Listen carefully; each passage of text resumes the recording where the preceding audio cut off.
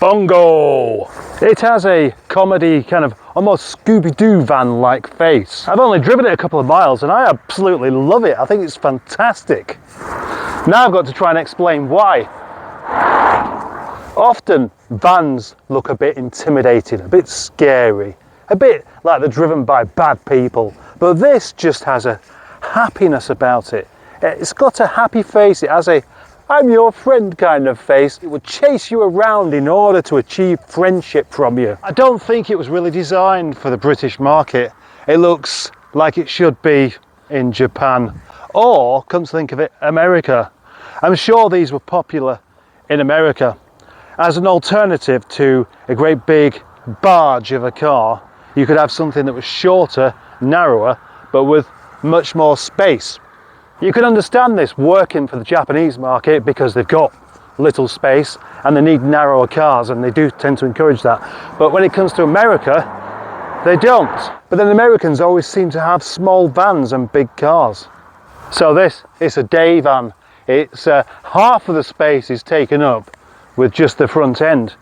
Well, almost half anyway. And then the back end is probably just about enough to actually stretch out and go to sleep. It's not the kind of thing you buy to sleep in though, is it? Normally when I have a go in a car, there's just a few things to look at. Increasingly less and less when I'm driving the same cars over and over. But there's a lot to look at. An awful lot of things that I haven't quite figured out. And quite a few things I was shown, but I've now forgotten. The back end of this is definitely American market again. I don't know why, it just is. Style-wise, there isn't really a great deal to say about it, because it is just a small van converted into a camper. Although it is actually a camper, it's not like it's somebody's bought it and turned it into a camper. They did make it as a camper. That's confusing. At first I thought this was going to be one of those doors that opens outwards, but of course they're just handles. Not sure why they're there though, because you've got to use that to open it. It is a reasonably heavy big boot, but even so, could do with being a bit taller though. That's the kind of thing you could crack your head on if you're not looking where you're going. As you can see, there is a mobility scooter there, but that's not something that came with these. It's not a standard thing, but I'm not sure this is either. What we have here is a freezer combined with a cooker. Open things up. Oh, and look. Wow.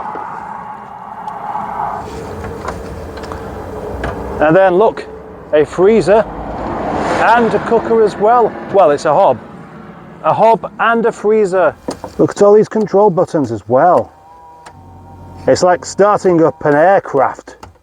What's that red button do? I'm not sure if I'm supposed to press that one or not. Maybe I don't know if it's on or off now. Without the scooter and this freezer, washer, cooker thing, this would be an enormous boot.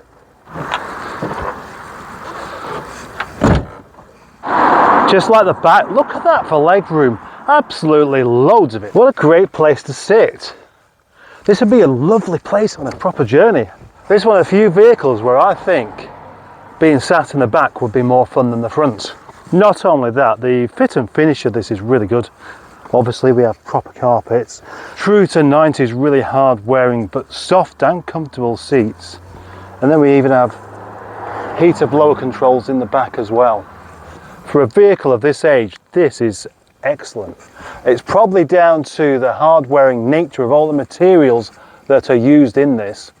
Or it's just been exceedingly well looked after, or it could be a bit of both. It probably is. Got no idea what these things are for. Looks like some sort of footrest, but why would you need it? I don't really get that. Rear leg room can be reduced to something a bit normal just by sliding this foot. Oh gosh, look at that. I mean, I could do that with one hand. That was unexpected. That's quality again, I suppose. If that was a Nissan, it'd get stuck.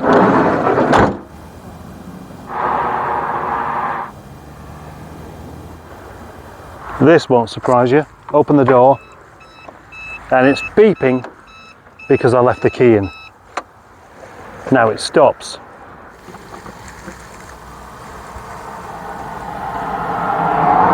It's full of little cubby holes everywhere. I guess that one's for a pen. That one might be for 1970s style sunglasses. That could be, I don't know what you'd put in there really, a cake possibly. This looks like it was designed for a early mobile phone, probably just before they started making them, and then a nice cubby there and then another one there to put all 3 drinks in, once you're stationary that is. I wonder what year the first cup holder was in a car. Couldn't have been much earlier than this if it was. I don't think the stereo's contemporary, but these controls here, they're typical 90s Japanese stuff that doesn't feel that tactile but works properly. Same with the buttons, they're not that kind of rubberized plastic that goes squashy and sticky, but they just work. It appears that we have quite a few blanks here as well, like 1, 2, 3, 4, 5 and 6. Oh no, that's coins. Yeah, that looks like a slot for £2 coins. And then I found a couple of things that I don't quite understand. Could be a preheater, a diesel heater.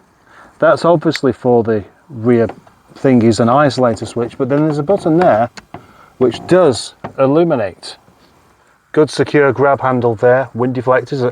These look like they might be original because look at the size of them. They're not the kind of wind deflectors we have on cars these days.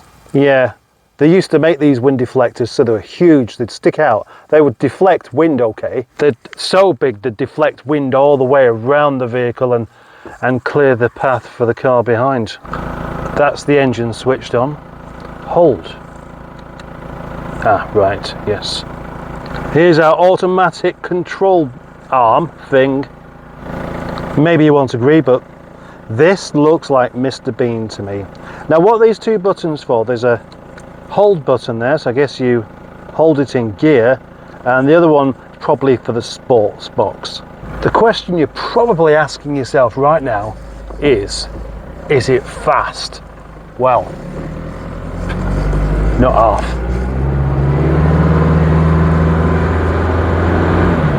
Yes, it's as fast as a bus should be. There is no reason whatsoever for it to be fast. Why would it need to be?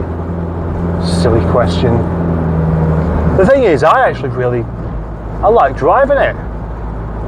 It's one of those vehicles you just get into and you just drive straight away. There's no thinking involved because it's an automatic box anyway, and it just feels happy to drive. 1966, I believe, was the first Bongo, and that was with an even more comedy face than this one, and they just kept it going. They're still making the Bongo now, but this particular model came out in, I think, 83. So this is a new version of that, and then even then it went on for another 4 years or so. It wasn't just a camper van, it was a van, it was a pickup, it was all sorts of different shapes. And just a rather practical small vehicle. Yes, I am definitely enjoying this drive. I mean, you wouldn't expect it to be quick, but I'm doing 50 at the moment, but then I'm going down a hill, so that does help. Gravity is the force that helps out all vehicles on hills.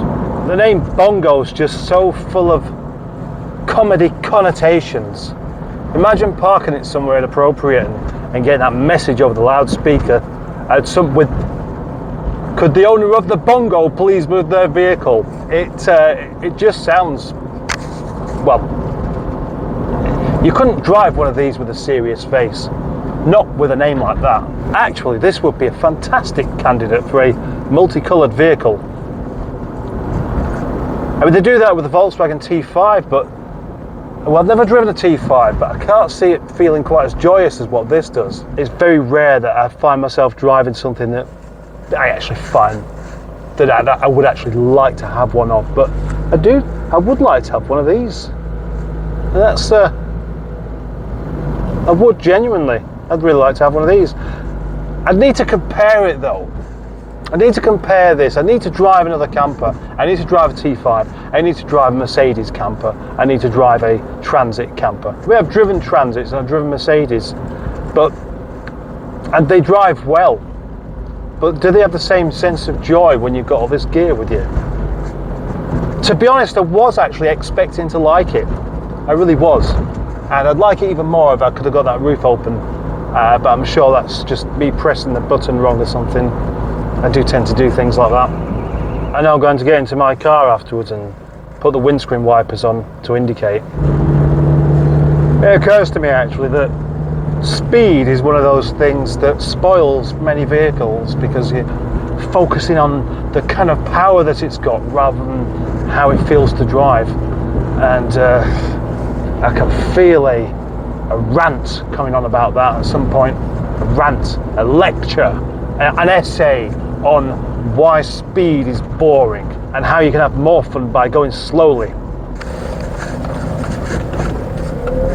Turning circle is very good as well. That comes in handy. I mean, it's what you'd expect, I suppose, from a relatively short vehicle. In conclusion then, and there is a conclusion, I think this is fantastic. I really, really like it. Oh, there's a rover there. What are you after? You're after finding out whether I like it or not. Or you have to find out whether you'd like it or not. Maybe you would. I think you would. Yeah, you'd definitely like it. You'd suit this. Oh yeah, yeah. You should buy one if you can find one. I imagine that these are rather rare, but because it's not a vehicle I actually look out for, it's not something I've noticed whether it's rare or not. Obviously it's built to last like vehicles used to be. Probably hadn't really noticed them because of the styling.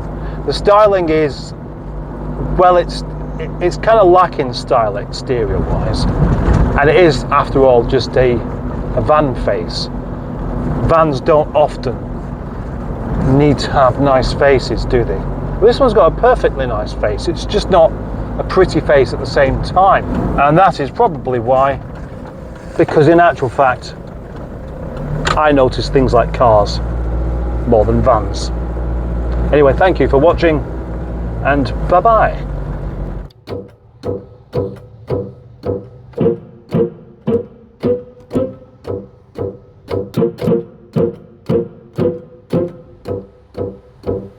I don't think I've ever driven a more unlikely vehicle for test drive purposes on my channel than this one. Kind of a bit all over the place. I can feel it leaning an awful lot when you're on a curve. It's one of these. It goes away. It's not stopping me from having a nice drive up the hill though.